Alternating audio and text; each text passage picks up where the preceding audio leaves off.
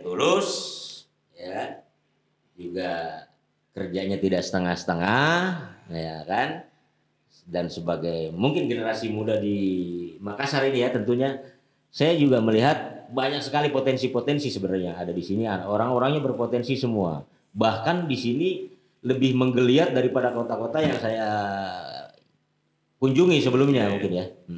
Di Makassar ini pusatnya saya katakan pusatnya orang film justru di sini. Di podcast kah, di YouTube kah, itu ternyata orang Makassar semua. Dan ternyata saya di Jakarta juga bekerja sama dengan orang-orang Makassar banyak. Oh gitu ya. Talent-talentnya seperti Iya itu. betul. Aduh. Nah, harapan abang ini untuk kepada pemuda-pemuda bahwa ternyata ini menarik nih bahwa podcast ini kameramen itu juga menjanjikan. Punya karir juga ya. Punya karir. Jadi apapun yang mayor kita yang kita pegang itu jangan sampai membuat kita bosan. Jadi buatlah senyaman mungkin bahwa pekerjaan kita itu memang benar-benar bernilai.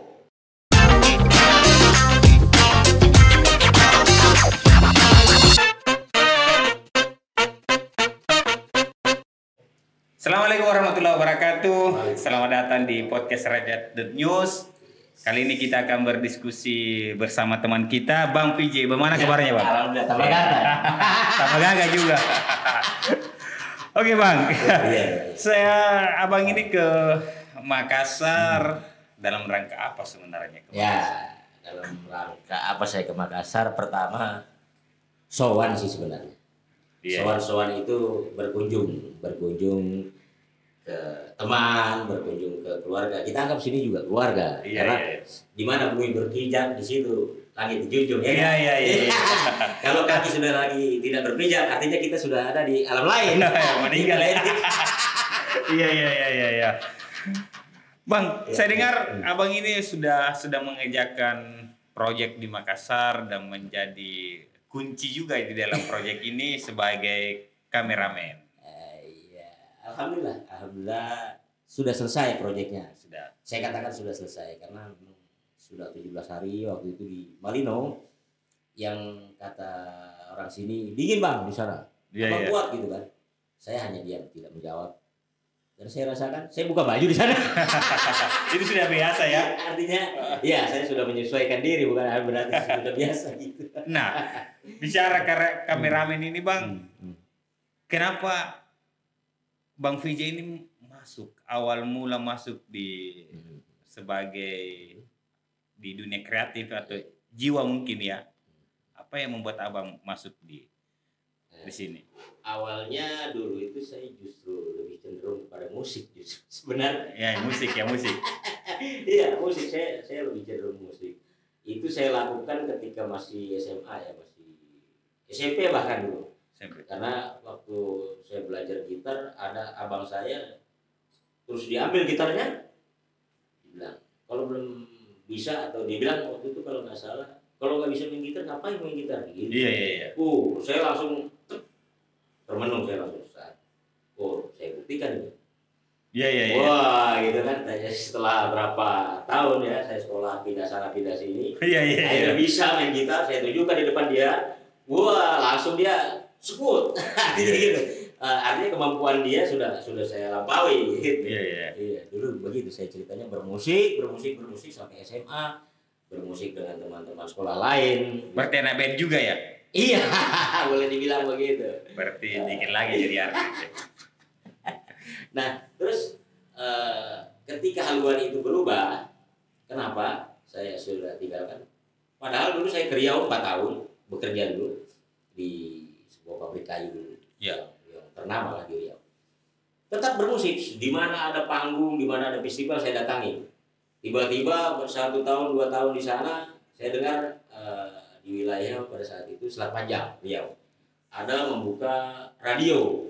Oke. Radio pertama di Selat Panjang di wilayah itu langsung saya datangi. Mereka buat acara langsung saya datangi. Saya kumpulin teman-teman. Kita maju.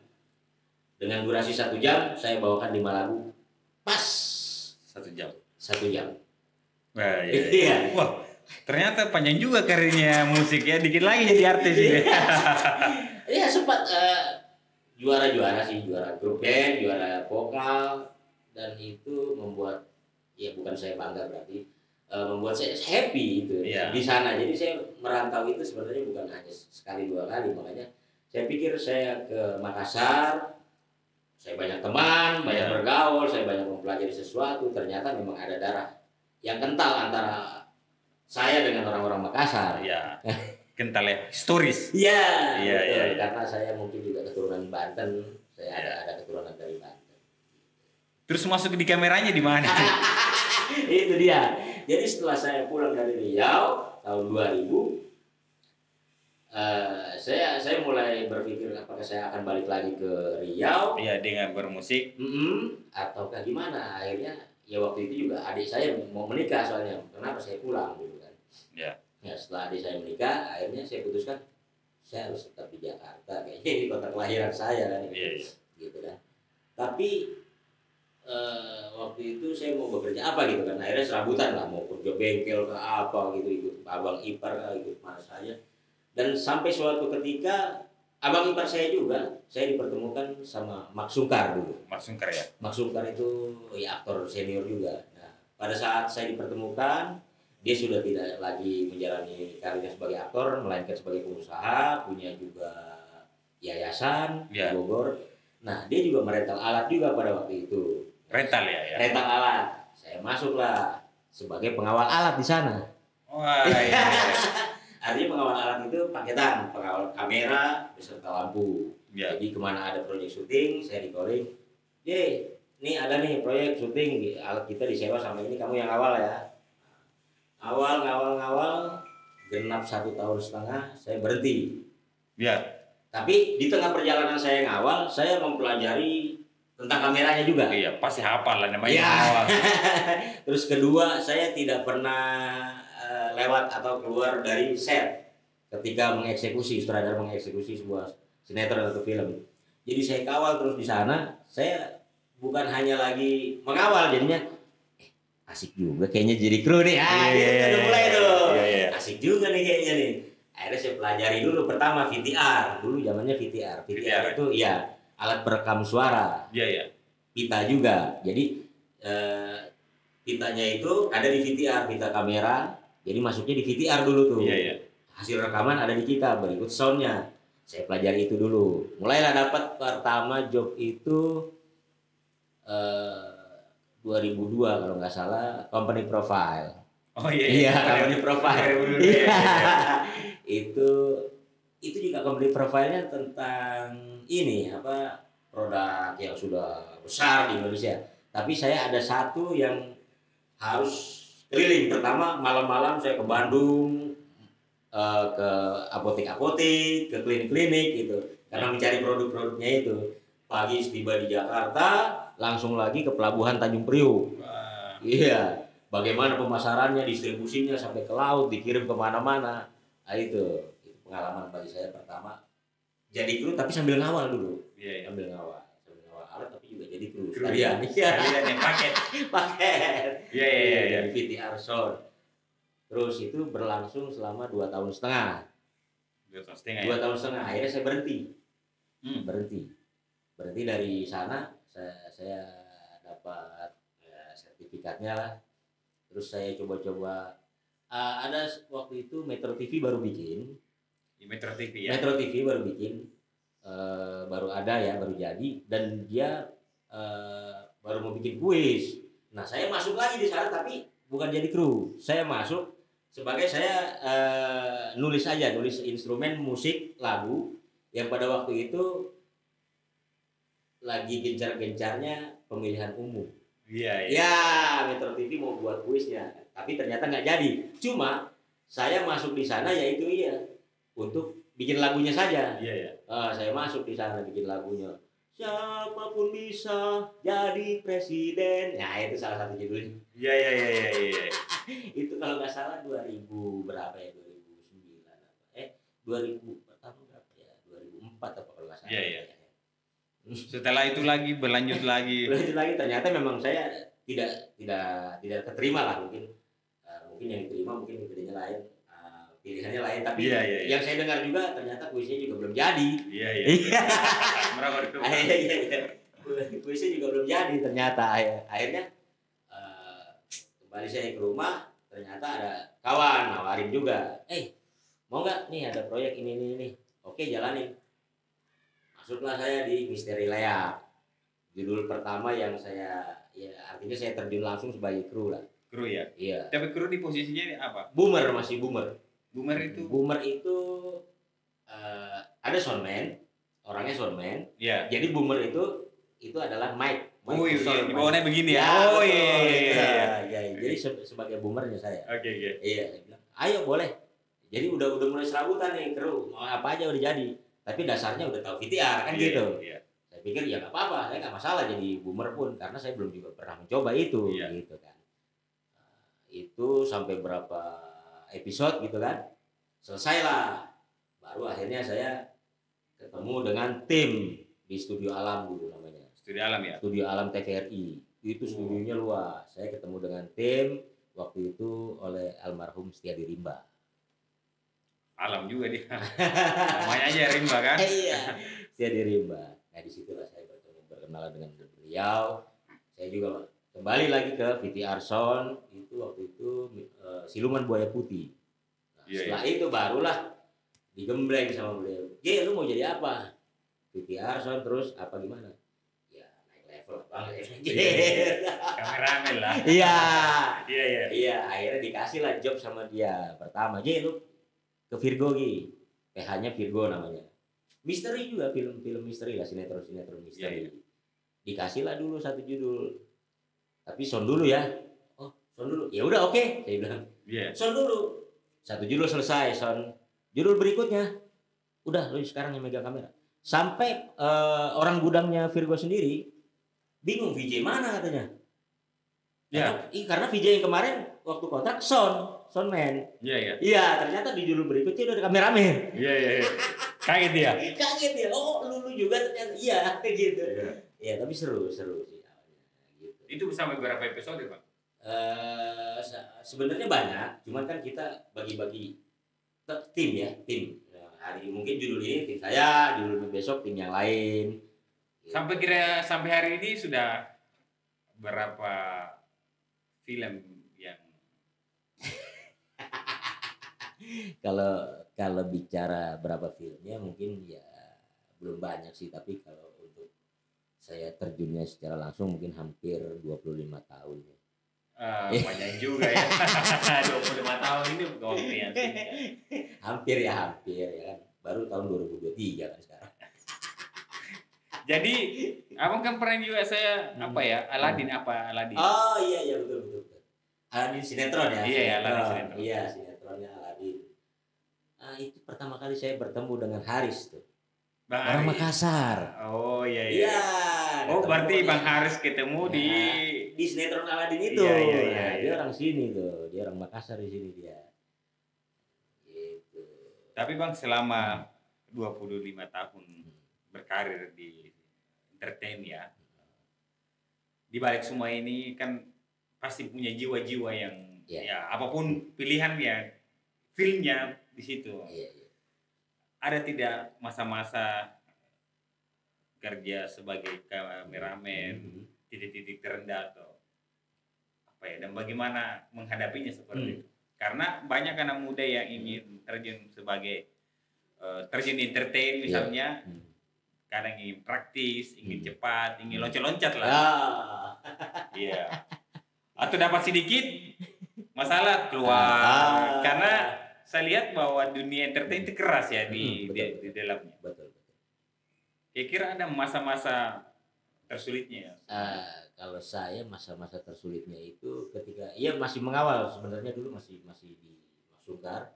Saya diminta alatnya kan udah ACC kan, sewa alat, dan saya ngawal pada waktu itu di Kota Batik. Ya. Kota Batik saya diminta untuk jadi kamera operatornya. Ya. Saya bilang kenapa alasannya? Ini kameramennya yang di calling nggak datang katanya. Waduh, ini kita udah di bis nih, sementara udah di perjalanan nih. udah lewat Jakarta lah. Iya. Mereka baru bicara itu. Aduh, kok bisa begitu ya? Kenapa? Udah dipaksa kan? Udah lu aja nggak apa-apa.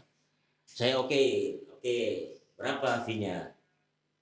Kalau nggak salah saya waktu itu mintanya 700. Iya. 700.000 saya bilang. Selesai ya? Selesai sampai selesai deh. Saya bilang 700.000 karena dia bilang hanya pengambilan gambar ini bang di stand batik aja, tapi pindah-pindah. Mungkin stand batiknya memang banyak. Saya sampai di sana memang banyak juga stand batiknya. Dan setelah selesai sampai selamatan di rumahnya produsernya katanya lah. Sampai saya pulang, loh saya tanya mana fee? Iya nanti dibayarkan belakangan. Ternyata sampai sekarang tidak ada berita. Itu berat ya. Dan saya anggap itu pengalaman pertama, artinya ini saya baru mau terjun jadi kameramen tapi udah ditesnya seperti ini gitu ya. Iya. Gahar betul kan gitu. Iya. Tapi di dalam profesi kameramen juga keras juga ya di dalam dinamikanya keras. Kerasnya gini, pada saat mungkin situasinya kita di eksterior ya. Iya. Sini eksterior panas-panas, mungkin jam 12 sampai jam 2 itu lagi terik-teriknya. Dan ketika itu sutradara juga mintanya buru-buru. Wah, padahal kita juga sudah semaksimal mungkin buru-buru. Iya. Setupnya kan udah sama, tapi karena mungkin hawanya panas, sutradaranya itu anjir lu gimana sih? Terus saya berani juga membantah pada saat itu spontan. Iya. Gue juga udah cepet dong begini. Padahal itu yang tim saya itu yang mereka biji itu abang lu, Bang Steady sendiri sih saya. Saya juga berani mentakin itu karena spontanitas aja pada saat itu. Kita sama-sama kepanasan di lapangan. Itu kadang lah keras ya. Iya, di situ keras-kerasnya gitu kan. Tapi setelah itu tidak ada persoalan, memang sudah selesai begitu saja gitu.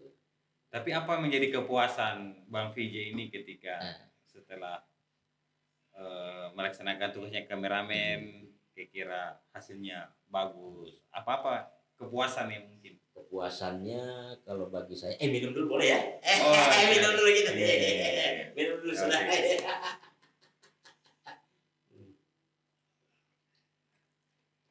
Alhamdulillah.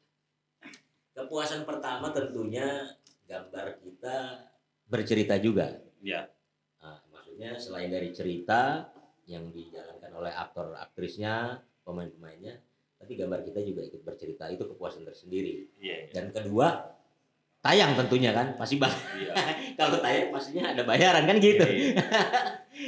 Yang repot itu kalau nggak tayang pasti nggak ada bayaran. Oh gitu ya? Iya gitu.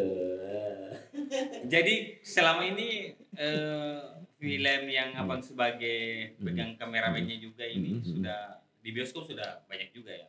Kalau di bioskop belum, kalau secara yang pegangan saya sendiri belum ada saya di bioskop. Kalau hanya sinetron ya. Sinetron iya.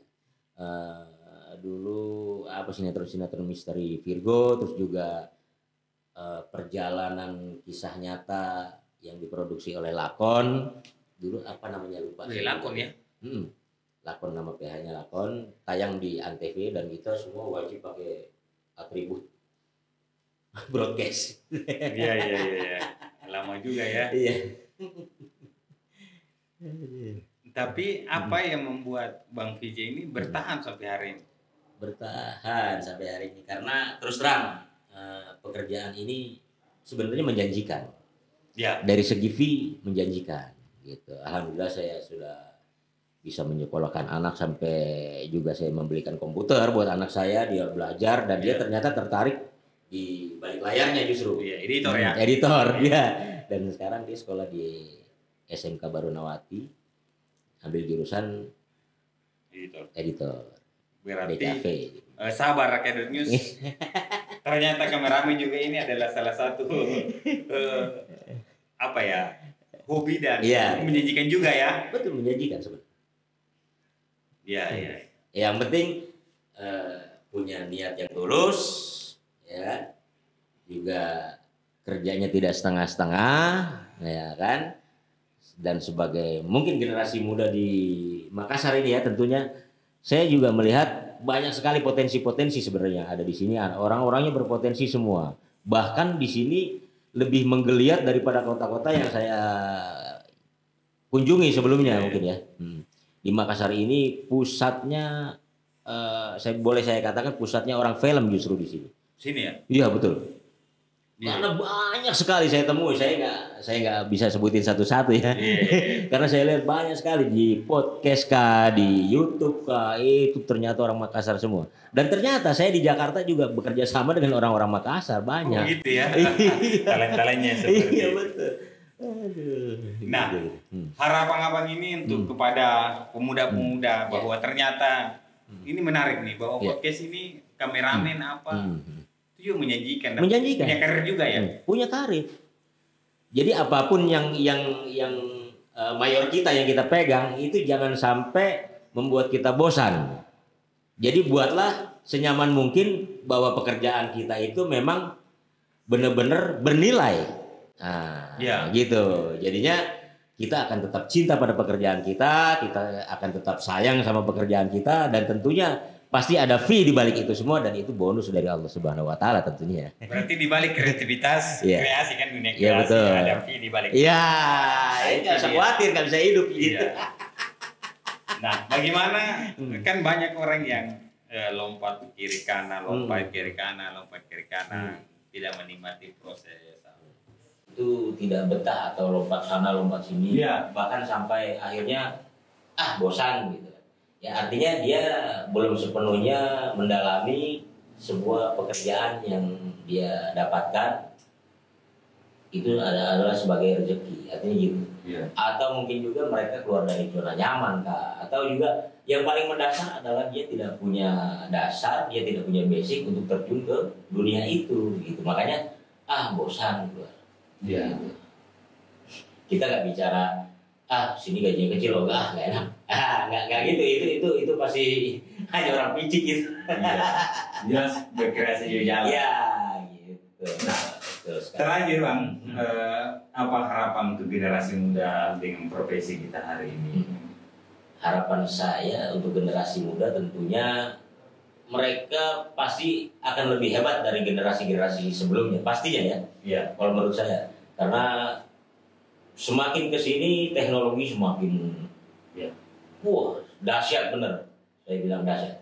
Kenapa? Kalau dulu beberapa tahun kamera bisa kita pakai mungkin 5-10 tahun, kalau sekarang 1 tahun tiba-tiba ada generasi baru lagi, kamera baru lagi, ada lebih baru lagi. Jadi saya harap generasi muda sekarang lebih giat nguliknya ya, maksudnya ngulik kamera apa nih yang terbaru, dan dia bisa mempelajari itu, atau bahkan mungkin siapa tahu rezekinya bahkan sampai dia dapat proyek dengan kamera itu sendiri, itu pasti akan lebih memuaskan baginya untuk generasi muda sekarang. Nah, sangat luar biasa ya Kak, bahwa kameramen juga ini butuh proses juga ya Kak. Betul, tidak langsung seperti ini Bang Pi jauh-jauh dari Jakarta kemudian ke Makassar beberapa proyek, dan kita doakanlah proyek yang di Makassar itu bisa sukses. Amin ya rabbal alamin. Ngomong nama proyeknya apa ya Bang? Proyeknya yang apa nih? Yang di sini? Iya. Yang di Makassar kemarin. Boleh kali disebutkan ya? Iya. Menjemput ajal. Tapi padahal saya menjemput rezeki ke sini. Iya. Jangan mengikuti itunya ya. Iya. Oke, kita sampaikan, kita ajak pemirsa Rakyat tentu. Ya, jangan lupa saksikan Menjemput Ajal tahun depan. Terutama untuk orang-orang Makassar. Ini akan menjadi sebuah sejarah bagi orang-orang Makassar itu sendiri. Karena apa? Ternyata di Makassar punya banyak sekali kreator-kreator seni, terutama film, yang akhirnya menelurkan sudah 2 kali film ini. Yang satu sudah tayang, dan Menjemput Ajal akan tayang tahun depan. Wah, semoga. Kita doakan lah dengan karya tangan halus ya Bang PJ ini bisa jalan. Mungkin itu Bang. Terima kasih telah hadir di podcast kita. Sama-sama. Semoga kita ketemu di tempat yang lain. Assalamualaikum warahmatullahi wabarakatuh. Waalaikumsalam warahmatullahi wabarakatuh.